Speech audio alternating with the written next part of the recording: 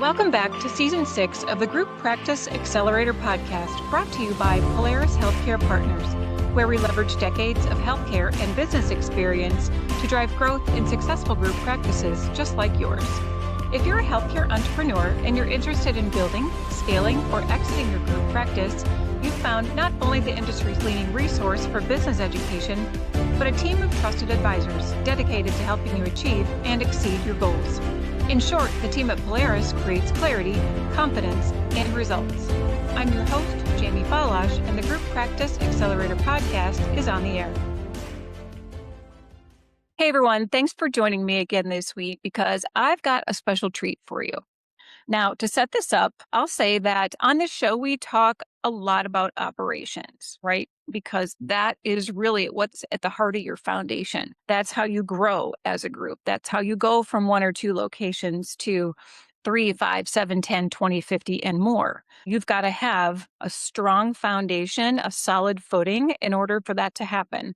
And as I've mentioned on some recent shows, oftentimes what founders don't see coming are the speed bumps that come along with adding location 3, 5, 7, 10. So unless you have really solid footing at location 1 or 2, you will experience some of these stumbling blocks that come along the way. We want to help you see those. And there's someone within our organization that sees this all the time, and that's Aiden Bradley. He's worked in multi-site for many years. So he's got experience under his belt, real hands-on experience. So he knows what goes on in that day-to-day that can impact your bottom line really quickly because it kind of can sneak up on you. So what I've got for you today are some little gems, so to speak, from Aiden Bradley, our fractional COO and strategic consulting executive. He is hands-on within these locations. He works directly with founders to make sure that they are on solid footing before they grow.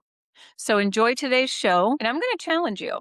I'd like you to write down 3 takeaways from today's clips, and there will be many more than 3, but really think through what Aiden is saying in some of these clips that we put together for you here today, because we wanted to bring together Aiden's observations, and those are going to be really valuable to you. So let us know what your 3 takeaways are. Plenty to choose from. Enjoy today's episode. I want to pick your brain on a number of items here because, we all know as the industry continues to consolidate that these practices who are looking to expand, they've got to get just a heck of a lot more efficient to compete with the big groups. And I know you and I are going to talk about a little bit why that is and how they can do that. But if we look at that in terms of your team, not just your associates, but your entire team, recruitment, case presentation, cost containment, streamlining operations, which I know you are expert on, but it's the little, like the subtle, the small inefficiencies that become just massive gaps and really detrimental to cash flow as we scale if you don't get a handle on them yesterday. So I'm glad you're here because I know you have a lot to say on this. So if we look at how consolidation is accelerated and more practices are joining structured groups, structured entities backed by private equity, it's really challenging to be competitive. And that's what we mean by being competitive. How do we attract the right people? How do we run optimally? Can we talk about some of the elements that impact whether or not we're competitive? Yeah, of course. I think it's a great lead in. And I think starting out with market consolidation is a really good segue because of that, it is impacting smaller groups that are, single owned or maybe a couple partners and are trying to grow. And because of this acceleration, you might say, well, I'm ahead of it. And I'm here to say that you're not ahead of it. These DSOs in private equity backed groups, they are expanding aggressively. They're getting more and more aggressive. They're looking to deploy capital. And DSO used to be a dirty word. And I think now we're learning that there are a lot of different groups that are looking to have a bona fide strategic partnership with some groups. This is not just I want to buy you and change everything. This is I want to partner with you. Exactly. But if you are not scaling and centralizing and improving, these are 3 bullet points that I can kind of send the first warning shot out. 1, if you're not already experiencing this, is losing talent to better paying, better structured organizations. And why are they able to pay better? Because they run more efficiently and can reinvest some of those savings into attracting and retaining top talent. Okay. Also, the ability to miss out on acquisition or other partnership opportunities within your own group because they are very aggressive getting there first, right? They have a vision, they have a value add, they have a prospectus, and they're creating to a potential seller or partner an actual economic outcome for them that benefits them. And then the last one is genuinely getting priced out of the competitive markets. Yeah. As consolidation occurs, as fewer single or, small partnered groups exist, their ability to get max value declines because they don't have that leverage that they would have had in the beginning of that process. So because of that acceleration is where docs and owners really need to start to get more tightly wrapped in their business. So let's talk about sustainability. When we're talking about scaling operations, what makes something sustainable? So I think what you want to build early on is almost like a checklist. Mm-hmm. And for our listeners that recall the cliches of wax on, wax off, and sand the floor, it always elicits a chuckle from both of us. However, if you really stop and think back to where those cliches came from, they were taught to somebody that didn't even realize they were being taught the fundamentals. Okay, so for those like, what is Aiden talking about? What's Jamie talking about? We're talking about the Karate Kid here, right? Yeah, Okay, of course. Of and course. and and the things that he was doing were the foundation of his mastery of karate. And he Mm-hmm. didn't realize it, but it became so embedded that as he got better, he always went back to those core fundamental tactics. So when we talk about this checklist, our operational systems consistent across every location. Okay. And I say that because if we start to get a little bit loose with them, you become very loose with them as the organization gets bigger. You know, do we have the leadership depth to support more sites? And what I mean by that is, often we have a super GP or a doc and a really great office manager at one office, and we think this is great. We're just going to replicate at office 2 and 3, but those people can't be cloned. So No, are sadly. you measuring the proficiency and skill set and philosophy of your internal team? Do they all share your core values, and do you have a very regimented way that you provide dentistry? Many times we see some groups, and this is sort of counterintuitive, they get to a specific level, and the bigger they get, they actually become less profitable because they're not gaining scale. They're just simply building on that foundation extra layers.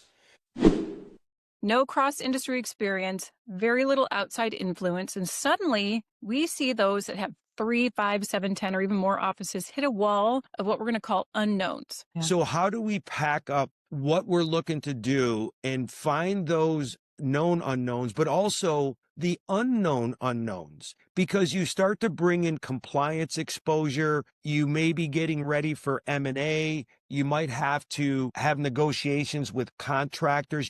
These are things that are not done at a single office level. So you really start to bring in areas of scale, centralization, standardization, and more importantly, how do you replicate what you've done successfully in one office to another that is fact and data based and not just simply trying to emulate exactly what you have at office 1 or 2?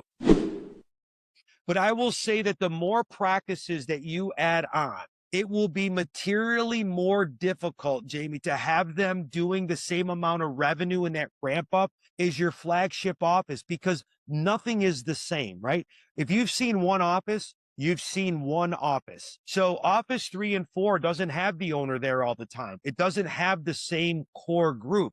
So if you have been unable to sort of clone the archetype of what you're looking for and then hold them to a specific standard and invest in marketing and people and patient flow, you're simply going to have one or two offices dragging all the rest behind you. That's why you're less profitable. You'd be better off being a 2 or 3 office group than 6 or 7 if you're not really committed to the centralization and standardization of core functions with a competent leadership team.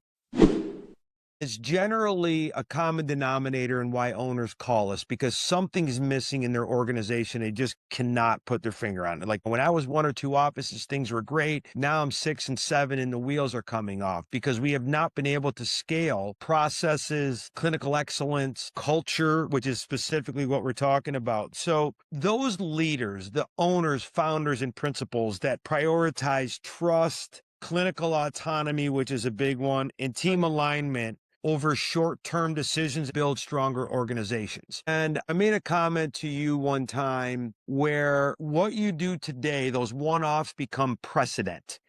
Mhm. And a strong culture and a good leader means sometimes saying yes or no, knowing that that is what's going to be precedent. And I always say the team members are watching. So I'll give you a perfect example. I see this where we have someone who's been there a while, they want an exception to a rule, Mm. right? And I always say if you say yes, that is your new policy. That is your new precedent. Because if you say no to the next 2 or 3 people, they are going to refer back to that instance where you made an exception. And that exception down the road is going to cost you. Now, is that in every case? No, because there's exceptions to the exceptions. But in the grand scheme of things, if it really is only solving for the individual, and it's not in the best interest of the organization, and it's going to increase the burden on others, a good culture and good leadership makes tough decisions. And with that should accompany the why. I'm using this in air quotes if we don't show this part. The why. Okay.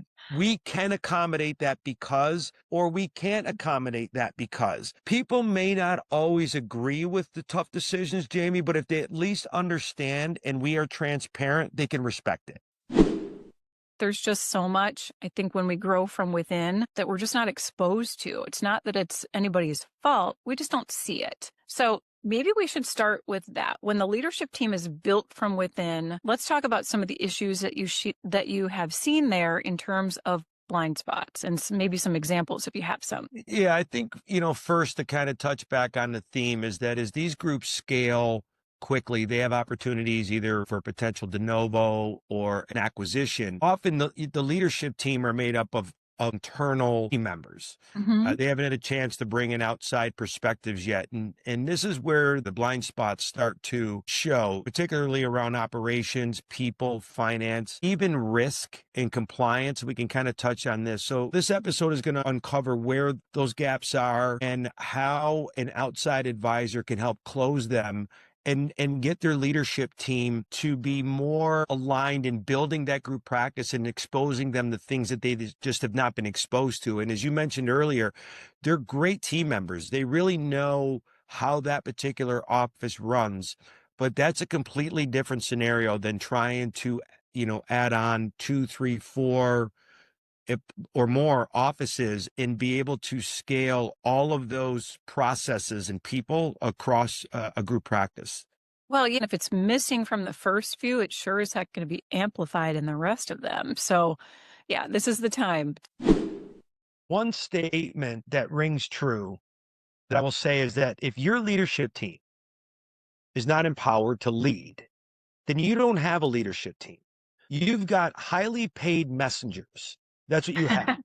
Yeah, And I kind of chuckled as I was looking at this as well, because I see this in a lot of areas where they say, well, I don't micromanage. And I'm like, well, you're in every meeting, so you do micromanage. And absolutely. really all that's happening is your leadership team is regurgitating what you said. And with some of the leaders, I said, listen, the reason that I'm advising not to be in there is because there's an unfair balance in the power authority, but the owner is always going to have the most influence. So, if we look back at the days when we were all young kids in school, remember when the principal used to come into the room and sit and watch the teacher, and it's like we don't really behave this way. This like No. we're all told to be on our best behavior.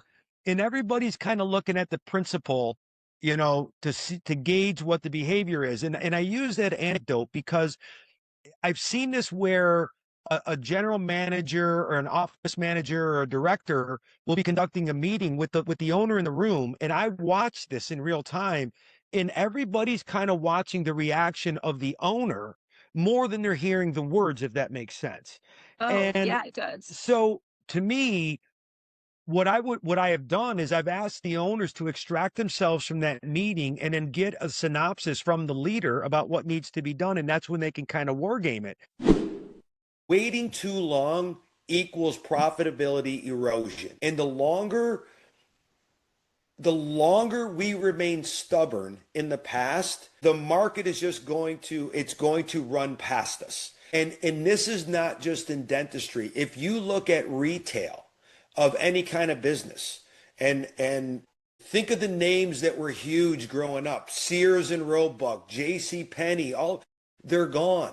And they're gone because they didn't keep up with the market trends. They did not keep up with where the consumer was. And when they finally realized where they needed to be, it was too late. They left them, right? So as we talk about this, someone might say, okay, I get this. And even the greatest cynic out there might say, okay, what do I do? Aiden, what do I do? Jamie, what do I do? Tell me. Well, first of all, they're doubling down on growth. And that growth is going to come from many different areas. They're adding operatories, as you said. They're building the de novos. They're acquiring other practices strategically. They have a vision. They have a target acquisition profile. They're launching specialty services. They're adding hygiene days. Many of these things you've already talked about. They're going to meet the patient where the patient is. Well, I hope you enjoyed all of the little gems from Aiden Bradley today. I know what my 3 takeaways are, and I'd love to hear what yours are. And to all of you, we love the questions that you send us, so keep them coming, and we'll keep delivering the content that you ask for. As always, if you want to learn about any of our Polaris expert advisory services, or maybe there's a topic that we haven't covered that you'd like to hear about, you can send us an email to info@polarishealthcarepartners.com, and be sure to visit our website. Go up in that upper right-hand corner and click Contact Us. You're also going to find on our website weekly articles to grow and support your healthcare business, along with access to all of our podcast episodes and events and a whole lot more. Thanks so much for being a loyal listener and subscriber. If you enjoyed today's episode, please share it with a colleague, and be sure to leave us a rating on any of your favorite podcast platforms. We'll see you on the next episode of the Group Practice Accelerator Podcast.